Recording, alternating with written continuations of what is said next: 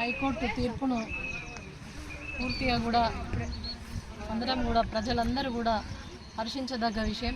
High court తీర్పు ఇచ్చిన విషయం నిన్న అందరికీ తెలిసిందే.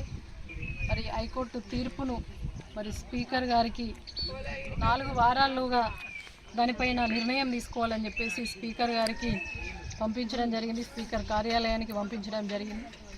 మరి స్పీకర్ గారు ప్రజాస్వామ్య పరిరక్షణకు రాజ్యాంగబద్ధమైనటువంటి పదవిలో ఉన్నప్పుడు మరి పార్టీలకు అతీతంగా కూడా ఆ పదవికి న్యాయం చేసే విధంగా మరి ఈ యొక్క ఎమ్మెల్యేల అనర్హత వేటును మరి పరిగణలోకి తీసుకొని ప్రజలకు న్యాయం చేస్తారని చెప్పేసి ఆశాభావం మేమందరం కూడా వ్యక్తం చేస్తూ ఉన్నాం. ఎందుకంటే ఈనాడు పాంచ్ న్యాయ్ అని చెప్పేసి మరి వాళ్ళు కాంగ్రెస్ పార్టీ ఎప్పుడైతే ఎలక్షన్ మేనిఫెస్టోలో పెట్టింది, మరి పాంచ్ న్యాయం చెప్పేసి రాహుల్ గాంధీ గారే చెప్పడం జరిగింది. పాంచ్ న్యాయాలు ఏమని పెట్టిరు, పార్టీ బీఫామ్ మీద గెలిచి వేరే పార్టీలోకి వెళ్ళినట్లయితే వాళ్ళను మరి డిస్క్వాలిఫై చేయాలని చెప్పేసి పాంచ్ న్యాయ్ అని చెప్పేసి పేరు పెట్టుకోవడం జరిగింది. పేరుకు మాత్రమే మేనిఫెస్టోలో పరిమితమైనది తప్ప ఇవాళ కాన్స్టిట్యూషన్ను కాపాడడంలో కాంగ్రెస్ ప్రభుత్వం విఫలమైంది, కాంగ్రెస్ పెద్దలందరూ కూడా విఫలమైనని చెప్పేసి చెప్పుకోవచ్చు. ఎందుకంటే వాళ్ళు ఇక్కడున్న ముఖ్యమంత్రి ఏమని చెప్పారు, ఎవరైనా కూడా ఒక బీఫామ్ మీద గెలిచి ఇంకొక పార్టీలోకి వెళ్ళినట్లయితే ఆ ఎమ్మెల్యేను రాళ్లతోటి కొట్టి సంపూర్రి అన్నారు. మరి రాళ్లతోటి కొట్టి సంపూర్రి అని అంటే ముఖ్యమంత్రిని రాళ్లతోటి కొట్టుడా, మరి పార్టీ మారినటువంటి ఎమ్మెల్యేని రాళ్లతోటి కొట్టుడా, అసలు ఎవరిని రాళ్లతోటి కొట్టుడో ప్రజలకు అర్థం కాదు. ఎందుకంటే కేసీఆర్ గారు చేసినటువంటి అభివృద్ధి పథకాలు, కేసీఆర్ గారి ముఖం చూసి ఇవాళ మరి ఎమ్మెల్యేలకు ఓట్లు వేస్తే మరి ప్రజలను నమ్మి ఓట్లు వేసినటువంటి మరి ప్రజలను మోసం చేసినట్టు లెక్క.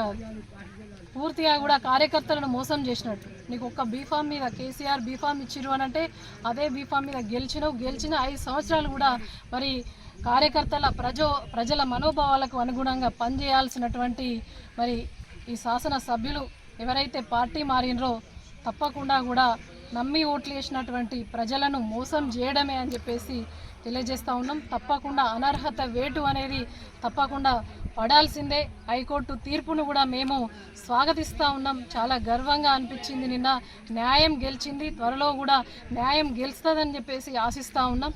ఏదేమైనా స్పీకర్ గారు మరి న్యాయానికి అనుగుణంగా పనిచేస్తారని చెప్పేసి మా జైత్యాల పరిస్థితి కూడా అదే విధంగా ఉంది. కాబట్టి జైత్యాల ప్రజలందరూ కూడా నమ్మి ఓట్లేస్తే అన్నం పెట్టిన కన్నతల్లికి సున్నం పెట్టే విధంగా చేసినటువంటి ఇక్కడ కూడా శాసనసభ్యులు అదే విధంగా చేసిరు. కాబట్టి ఏదైనా కూడా న్యాయం గెలవాలని చెప్పేసి మేమందరం కూడా స్పీకర్ గారికి మరి ప్రభుత్వంలో పనిచేస్తున్నటువంటి స్పీకర్ గారు ఒక ప్రభుత్వాన్ని కాకుండా రాజ్యాంగబద్ధమైన పదవిలో ఉండరు. కాబట్టి అంబేద్కర్ ఆశయాలకు అనుగుణంగా మరి పనిచేసి న్యాయ పరిరక్షణకు తోడ్పడాలని చెప్పేసి మేమందరం కూడా ఆశాభావం వ్యక్తం చేస్తూ, అదేవిధంగా నిన్న కొంతమంది కాంగ్రెస్ సీనియర్ నాయకులు మాట్లాడుతూ హరీష్ రావు గారి మీద, కేసీఆర్ గారి మీద మాట్లాడితే వాళ్ళు మాట్లాడితేనే దయ్యాలు వేదాలు వల్లించినట్లు అనిపిస్తూ ఉంది. వాళ్ళు మాట్లాడిన ప్రతి మాట కూడా దయ్యాలు వేదాలు మాట్లాడినట్టు అనిపిస్తూ ఉంది.